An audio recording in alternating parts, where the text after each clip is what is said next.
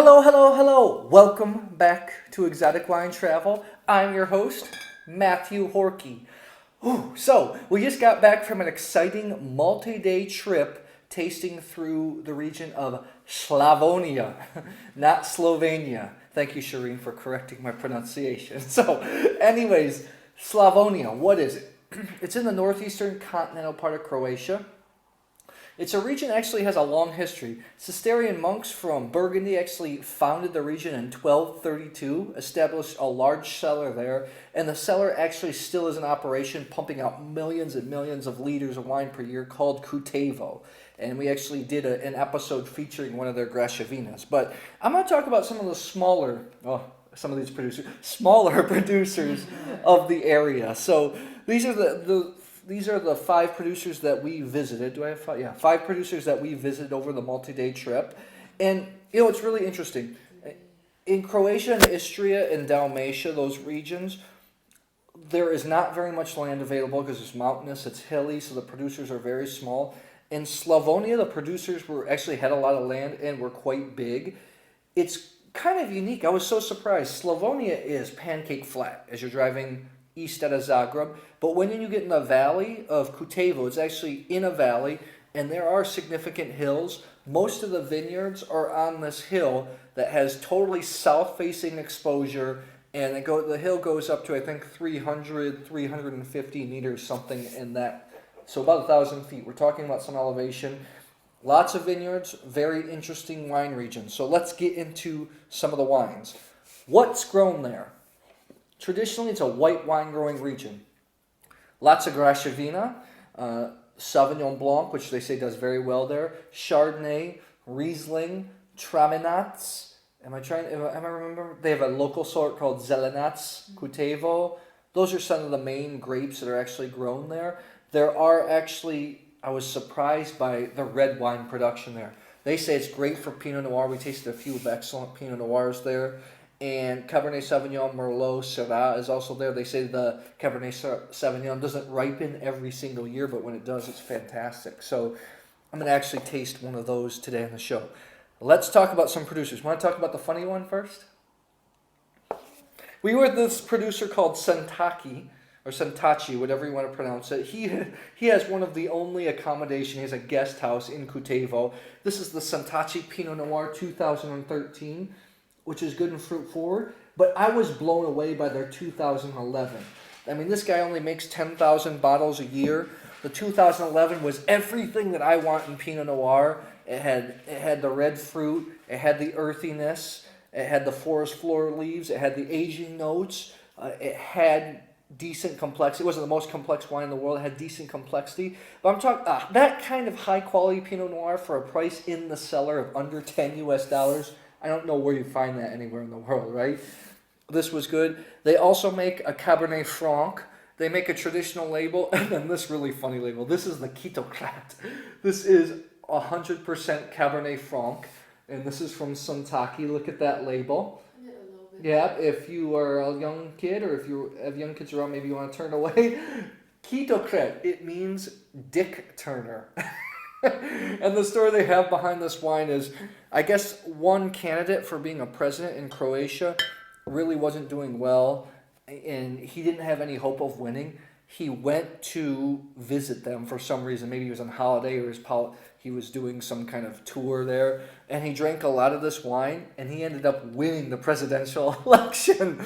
So, I mean, maybe that means arm twister, or I don't know what that actually means, but the Cabernet Franc was pretty decent, right? And they have nice accommodation, really nice food. They were fun brothers. Oh man, that night in the cellar, Shireen had to tell them to stop opening. Yeah, I have to add one thing about that wine. Both Pinot Noir and Pinot. Did they put Pinot Noir? Okay, Yeah. Pinot Noir, not Pinot. Pinot something, yeah. And the Cabernet Franc, right? They are very good. Almost like textbook examples of the varieties. Not overly complicated, just a lot of purity of fruit with very good structure. Yeah, I agree. And the Cabernet Franc was ripe. It wasn't green. Yeah. I had low expectations for some of the producers I saw in the far east of Croatia, the western Serbia. They really needed some work for a small producer. I mean, these wines were very good, very clean, Very well done. We have another producer that's actually kind of a little bit cultish, kind of famous here in Croatia called Adžić. This is the Pinot Sivi from 2015, or Pinot Grigio. Pinot Grigio. He makes about 100,000 bottles, and his cellar was meticulously clean, just like his wines. His Graševina, his special Graševina might have been my favorite Graševina I've ever tasted. This Pinot Sivi was in between. Pinot Gris, Pinot Grigio are the same grape, but they name it on the grape depending on the style. Pinot Gris is still a little bit more refined, a little more classic Pinot Grigio, those ripe tropical fruits, tanginess. This was in between. His wines were so clean. He's about 76 years old. 80, right? Oh, he's 80. Yeah. Still doing everything in the cellar. Wines are impeccably clean. I was super impressed. Very principled guy, and I was recommended. My friend Tomislav wanted to go there, and I'm glad he went there. Anything you want to add on Ajit Wines? I'm in love with the concept of the winery and the guy as well. The icon, you may want to talk about icons from his grandmother's dress. The cool thing about this icon was from his grandmother's traditional dress from Slavonia, and we actually saw the dress up in the tasting room. I mean, these wines were really good. Really, really good, right? Even we tasted at a barrel his Weitgelt, which is a grape from Austria, usually not that exciting. I actually quite liked it, so I was really, really impressed. Anything else you want to add? Let's move on. Another icon, actually the first private producer. He was actually making his private label during Yugoslavian times. Is Enjingi, who is about 76, 78 years old. I think all of them are 80 something. No, this guy's older. Okay. This guy's older, remember? This is the Enjingi. This is his signature white wine. This is the Venje Bielo from 2008, aged in barrique. I think it's Graševina, Sauvignon Blanc, Riesling, Traminats, and Chardonnay. It's a mix. And what's interesting about these wines, he very old school, organic, spontaneous fermentation, natural yeast, has in the barrels. He makes about 600 to 700,000 liters of wine per year, and he tastes everything before he puts it in. I mean, his 1998 Venje, I believe, won Decanter Best of Show award. And I really like the wines. They're unique, they're savory, they're oxidated a little bit, they're natural, they're creamy, but this one still was tart, still had fresh acidity. I mean, I had this at 4.2 out of 5 on my Vivino, so, when we get to that level, we're talking about 90 point, when I'm comparing to other critics, like 90 point wine.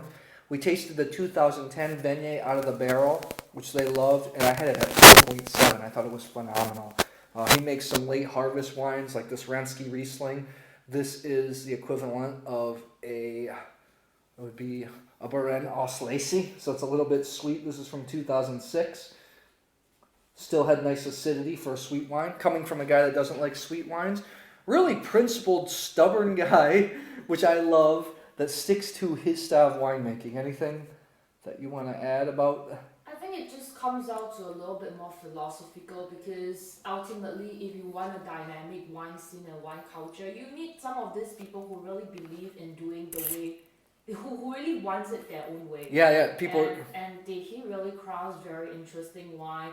Some of his white wine has a little bit of the banyan smell, and I find it very special. And the other thing is that you can get really old wines at a very affordable price. Yeah, I mean, it's amazing. I couldn't believe. So people think he's very stubborn, and like Shireen says, yes, I think if you want to have a varied wine scene like Croatia is, you got to have these mavericks.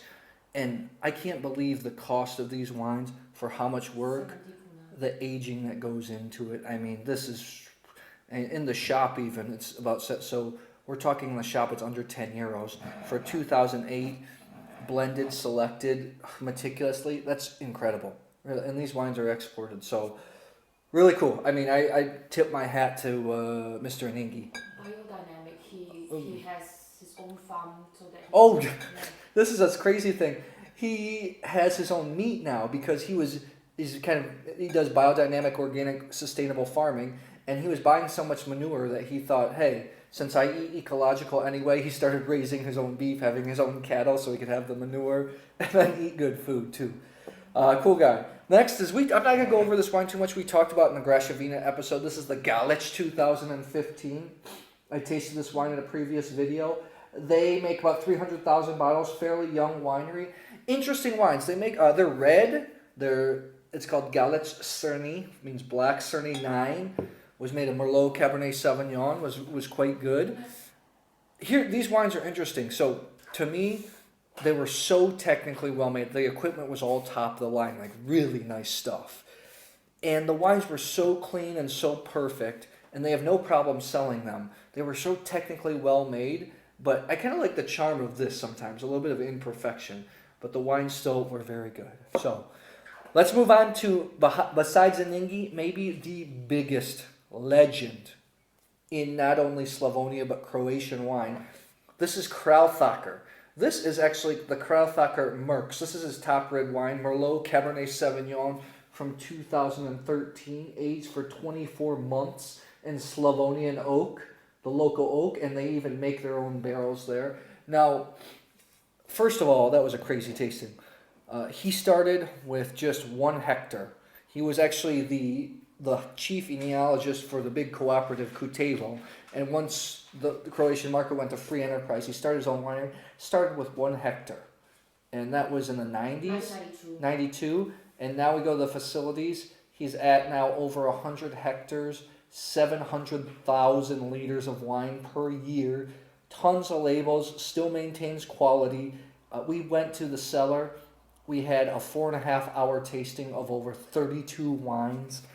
Still whites, dry whites, semi-sweet reds, semi-sweet whites, all the way sweet whites, macerated amber wines, which he's big into now, and red wines. And it was it was really, really interesting. It was cool to see such a guy that started from nothing to become a big producer, but his wines still had character. They were still quite good. So this is the Mercs. I've had this opened overnight. I had just a little bit last night. I just want to taste it for you.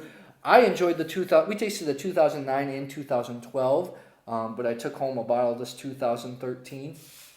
I have to tell you, when we were in Dalmatia in the spring, some of the winemakers said, you know what, we have to up our game because the continental part of the people from Slavonia, their reds are going to be as good as ours pretty soon. And some of the reds that we tasted in Slavonia just were really impressive, really blew me away. So let's give this a little bit of a smell. This is, I think, 60% Merlot, 40% Cabernet Sauvignon.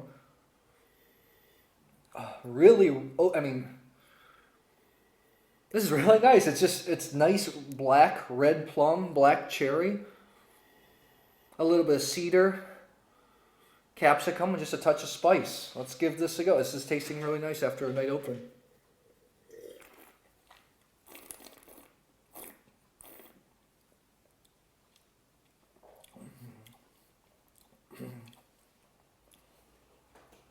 Nice wine. I mean, it's plush, good mouthfeel. The wood's integrated nice. Has a long end palate, just a touch of spice. I mean, I had the 2012 at 4.2, 4.3.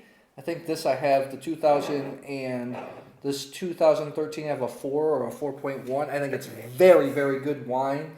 I was really impressed. Also, I was impressed drinking his amber wines, and his staff said he loves natural amber wines so much now that if he had it his way, he would scrap all the production and only make amber wines. Anything else you want to add on?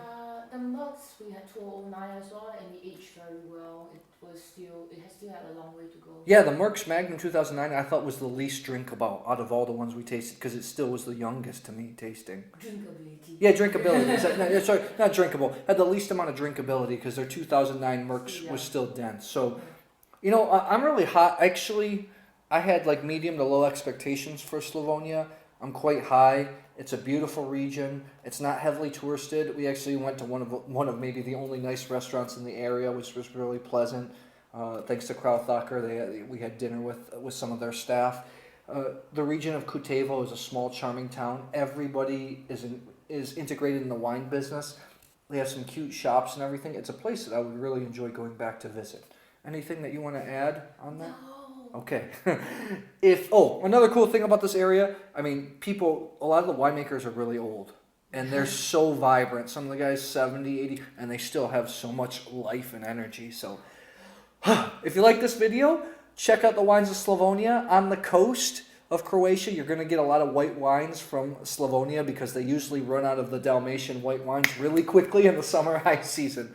So subscribe to our YouTube channel, Exotic Wine Travel. I'll see you at the next episode.